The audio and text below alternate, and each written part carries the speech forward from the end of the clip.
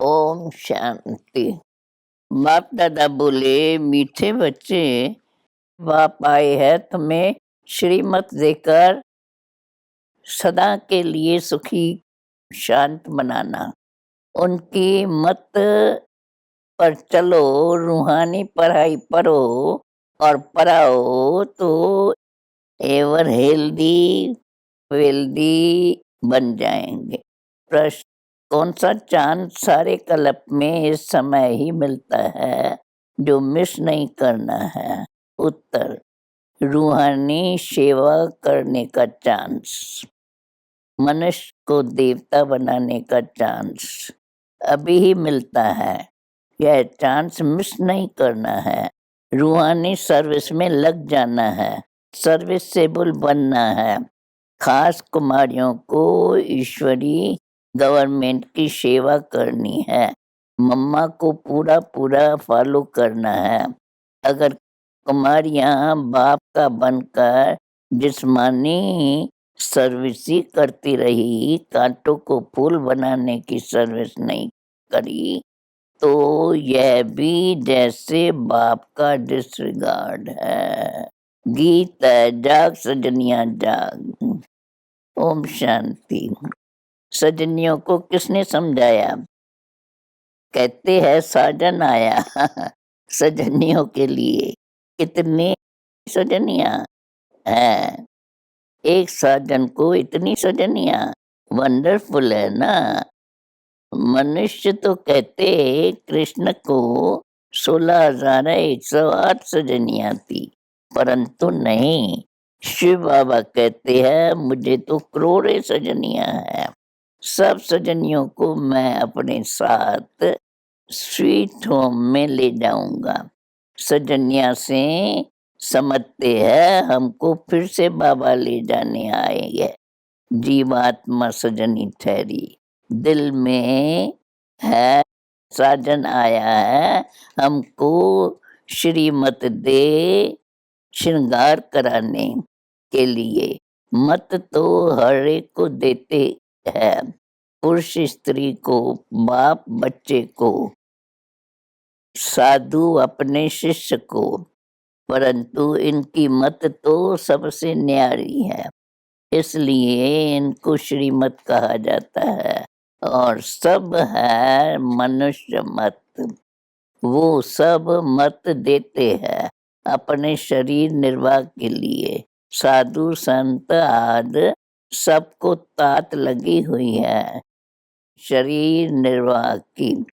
सभी एक दो को धनवान बनने की मत देते हैं। सबसे अच्छी मत साधुओं गुरुओं की मानी जाती है, परंतु वह भी अपने पेट के लिए कितना धन इकट्ठा करते हैं। मुझे तो अपना शरीर नहीं है, मैं अपने पेट के लिए कुछ नहीं करता हूँ। तुमको भी अपने पेट का ही काम है कि हम महाराजा महारानी बने। सबको तात है पेट की। फिर कोई जवार की रोटी खाते तो कोई अशोका होटल में खाते। साधु लोग धन इकट्ठा कर बड़े मंदिर आदि बनाते। शिव बाबा शरीर निर्वाह अर्थ तो कुछ करते नहीं है, तुमको सब कुछ देते हैं। सदा सुखी बनाने के लिए तुम एवर हेल्दी वेल्दी बनेंगे। मैं तो एवर हेल्दी बनने का पुरुषार्थ नहीं करता हूँ। मैं हूँ ही अशरीरी, मैं आता ही हूँ तुम बच्चों को सदा सुखी बनाने लिए। शिव बाबा तो है ही निराकार, बाकी सबको पेट की लगी रहती है। द्वापर में बड़े बड़े सन्यासी तत्व ज्ञानी ब्रह्म ज्ञानी थे, याद में रहते थे तो घर बैठे उनको सब कुछ मिल जाता था। पेट तो सबको है, सबको भोजन चाहिए, परंतु योग में रहते हैं इसलिए उन्हों को धक्के खाने पड़ते हैं। अब बाप तुम बच्चों को युक्ति बताते हैं कि तुम सदा सुखी कैसे रह सकते हो। बाबा अपने मत देकर विश्व का मालिक बनाते हैं। तुम चिरंजीवी रहो। सबसे अच्छी मत उनकी है। मनुष्य तो बहुत मत देते हैं। कोई इम्तिहान पास कर बैरिस्टर बन जाते, परंतु वह सब है अल्पकाल के लिए। पुरुषार्थ करते हैं अपने और बाल बच्चों के पेट के लिए। अब बाबा तुमको श्रीमत देते हैं, हे बच्चे, श्रीमत पर चल, यह रूहानी पढ़ाई पढ़ो जो मनुष्य विश्व का मालिक बन जाए। सबको बाप का परिचय दो तो बाप की याद में रहने से एवर हेल्दी बन जाएंगे। वह है अविनाशी सर्जन। तुम बाप के बच्चे भी रूहानी सर्जन हो। इसमें कोई तकलीफ नहीं। सिर्फ मुख से आत्माओं को श्रीमत दी जाती है। सर्वोत्तम सेवा तुम बच्चों को करनी है। ऐसे ही मत तुमको दी न सके। अब हम बाप के बच्चे बने हैं तो बाबा का धंधा करें या जिस्मानी धंधा करें, बाबा ने हम बच्चों को अविनाशी ज्ञान रत्नों की झोली भरी है। शिव के आगे कहते हैं भर दे झोली। वह समझते हैं 10-20 हजार मिल जाएंगे। अगर मिल गए तो बस उन पर मल्हार जाएंगे। बहुत खातिरी करेंगे। वह सब है भक्ति मार्ग। अब सबको बाप का परिचय दो और बेहद की हिस्ट्री डायग्राफी सुनाओ। बहुत इजी है। हद की हिस्ट्री डायग्राफी में तो बहुत बातें हैं। यह बेहद की हिस्ट्री डायग्राफी है तो बेहद का बाप कहाँ रहते हैं, कैसे आते हैं, हम आत्माओं को कैसे 84 जन्मों का पाठ भरा हुआ है, बस जास्ती कुछ नहीं। समझाओ। सिर्फ अलफ और बे अहम आत्मा बाप को याद करके विश्व का मालिक बन जाती। अब पढ़ना और पढ़ाना है। अलफ माना अल्लाह, बे माना बादशाही। अब सोचो यह धंधा करें या जिस्मानी धंधा करें, 2-4 से कमाएं। बाबा कहते हैं अगर कोई होशियार बच्ची हो तो मैं उनकी मित्र संबंधियों को भी दे सकता हूँ, जिससे उनका भी शरीर निर्वाह चलता रहे, परंतु बच्ची अच्छी हो, सर्विस से बोलो, अंदर बाहर साफ हो, बोले की बड़ी मीठी हो। वास्तव में कुमारी की कमाई का बाप खा नहीं सकता। बाबा का बनकर फिर भी उस जिस्मानी सर्विस में ध्यान बहुत देना, यह तो डिसरिगार्ड हो गया। बाप कहते हैं मनुष्य मात्र को हेवन का मालिक बनाओ। बच्ची फिर जिस्मानी सर्विस में माथा मारे। स्कूल खोलना तो गवर्नमेंट का काम है। अब बच्चियों को बुद्धि से काम लेना है, कौन सी सर्विस करे। फिर बड़े बाबा ने कहा कि अविनाशी ज्ञान रत्नों का धंधा करना है, इससे तुम यह बनेंगे। चतुर्भुज का भी साक्षात्कार करा दिया। अब वह विश्व के बादशाही लेवे या ये करें, सबसे अच्छा धंधा ये है। बल कमाई अच्छी थी, परंतु बाबा ने इसमें प्रवेश होकर मत दी कि अल्लफ और बे को याद करो। कितना सहज है, छोटी बच्ची भी पढ़ सकती है। शिव तो हर एक बच्चे को समझ सकते हैं, ये भी सीख सकते हैं। यह है बाहरयामी, शिव बाबा है अंतर्यामी। यह बाबा भी हर एक की शक्ल से, बोल से, एक्ट से सब कुछ समझ सकते हैं। बच्चियों को रूहानी सर्विस का चांस एक ही बार मिलता है। अब दिल में आना चाहिए, हम मनुष्य को देवता बनाएं या कांटों को कांटा बनाएं। सोचो क्या करना चाहिए। निराकार भगवानो वाच्य, देह सहित देह के सब संबंध तोड़ो। अपने को आत्मा समझ बाप को याद करते रहो। वह ब्राह्मण लोग भी कहते हैं ब्राह्मण देवी देवता नमः, वह मुखवंशावली, तुम हो मुखवंशावली। बाबा को जरूर ब्रह्मा बच्चा चाहिए। कुमार का बताओ बाबा को कितने बच्चे चाहिए। कोई कहते 600 करोड़, कोई कहते एक ब्रह्मा। बल तुम त्रिमूर्ति कहते हो, परंतु ऑक्यूपेशन तो अलग अलग है। विष्णु के नाभि से ब्रह्मा निकला, ब्रह्मा की नाभि से विष्णु, तो एक हो गए। विष्णु 84 जन्म लेते हैं, वह ब्रह्मा। बात तो एक ही है। बाकी रहा शंकर, ऐसे तो नहीं शंकर सो शिव होता है, नहीं त्रिमूर्ति कहलाया जाता है। परंतु राइटियस बच्चे वो हुए, यह सब ज्ञान की बातें हैं। तो बच्चियों के लिए यह सर्विस करना अच्छा है कि मैट्रिक आदि पढ़ना अच्छा है। वहाँ तो अल्पकाल का सुख मिलेगा, थोड़े पगार मिलेंगे। यहाँ तो तुम भविष्य 21 जन्मों के लिए माला माल हो सकते हो। तो क्या करना चाहिए। कन्या तो निर्बंधन है, अदर कन्या से कुंवारी कन्या तीखी जा सकती है, क्योंकि पवित्र है। मम्मा भी कुमारी थी ना, पैसे की तो बात ही नहीं, कितनी तीखी गई। तो फॉलो फादर चाहिए, खास कन्याओं को कांटों को फूल बनाए, ईश्वरीय पढ़ाई का चांस ले।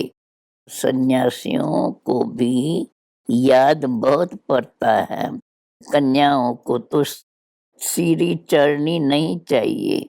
संग का रंग बहुत लग जाता है। कोई बड़े आदमी का बच्चा देख लिया, दिल लग गई, शादी हो गई, खेल खत्म।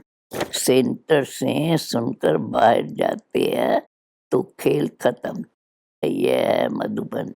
यहाँ ऐसे भी बहुत आते हैं, कहते हैं हम जाकर सेंटर खोलेंगे, बाहर जाकर गुम हो जाते हैं। यह ज्ञान का गर्भ धारण करते, बाहर जाने से नशा गुम हो जाता है। माया अपोजिशन बहुत करती है। माया भी कहती है वाह, इसने बाबा को भी पहचाना है, फिर भी बाबा को याद नहीं करते। तो हम भी घूसा मारेंगे। ऐसे नहीं कहो कि बाबा आप माया से कहो, हमको घूसा न मारे।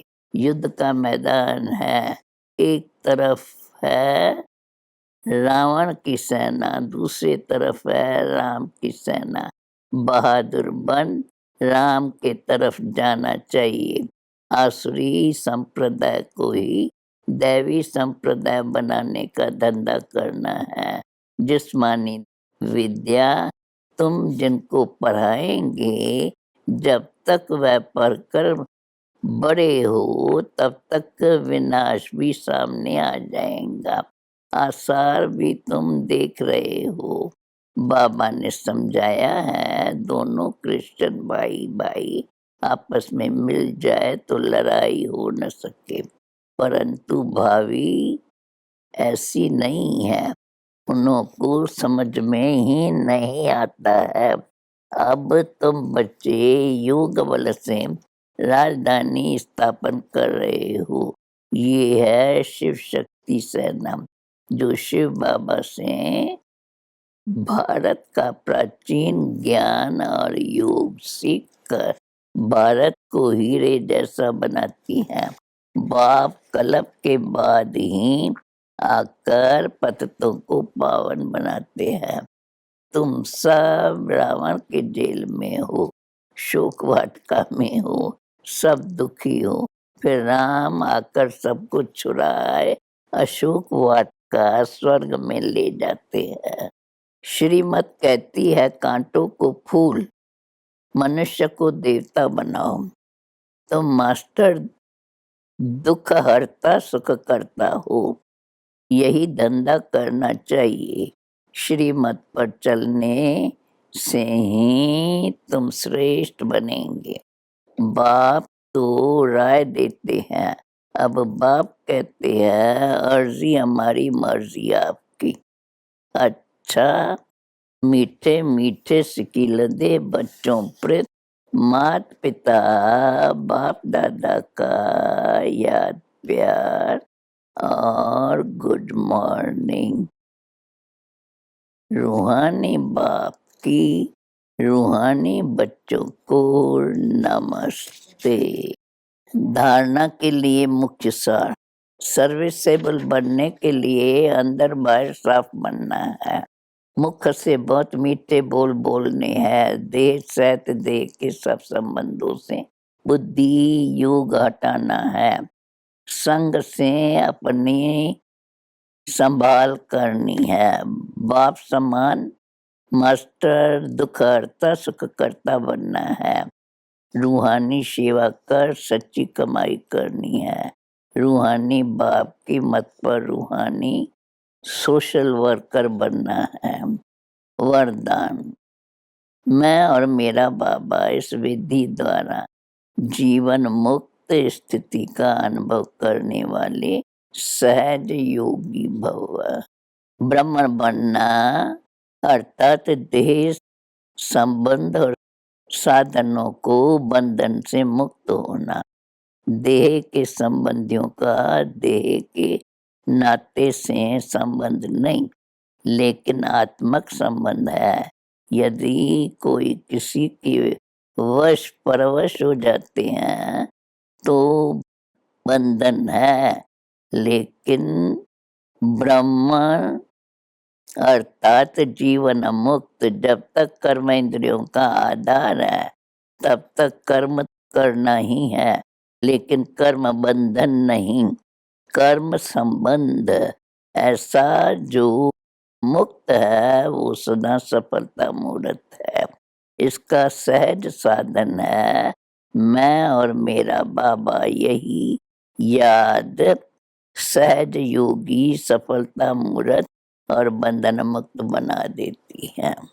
स्लोगन, मैं और मेरेपन के अलाय को समाप्त करना ही रियल गोल्ड बनना है। मतेश्वरी जी के अनमोल महावाक्य।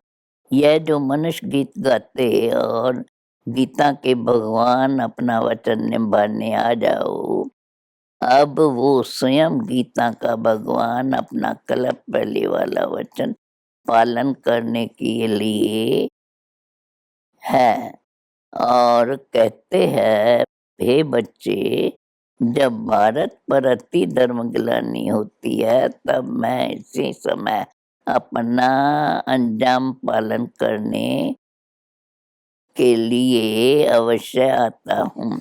अब मेरे आने का यह मतलब नहीं कि मैं कोई युगे युगे आता हूँ। सभी युगों में तो कोई धर्म गिलानी नहीं होती, धर्म गिलानी होती ही है कलयुग में। तो मानो परमात्मा कलयुग समय आता है और कलयुग में फिर कल्प कल्प आता है। तो मानो मैं कल्प कल्प आता हूँ। कल्प में फिर 4 युग है, इसको ही कल्प कहते हैं। आधा कल्प सत्य त्रेता में सतोगुण प्रधान, वहाँ परमात्मा के आने की कोई ज़रूरत नहीं है। और द्वापर युग से तो फिर दूसरे धर्म की शुरुआत है। उस समय भी अति धर्म गिलानी नहीं है। इससे सिद्ध है कि परमात्मा तीनों युगों में तो आता ही नहीं। बाकी रहा कलयुग, उसके अंत में अति धर्म गिलानी होती है। उसी समय परमात्मा आए अधर्म विनाश कर सत्य धर्म की स्थापना करता है। अगर द्वापर में आया हुआ होता तो फिर द्वापर के बाद तो अब सतयुग होना चाहिए, फिर कलयुग क्यों? ऐसे तो नहीं परमात्मा ने घोर कलयुग की स्थापना की। अब यह बात तो नहीं हो सकती। इसलिए परमात्मा कहता है मैं एक हूँ और एक ही बार आए अधर्म का विनाश करता हूँ, कलयुग का विनाश कर सतयुग की स्थापना करता हूँ। तो आने का समय संगम युग है। अच्छा, ओम शांति।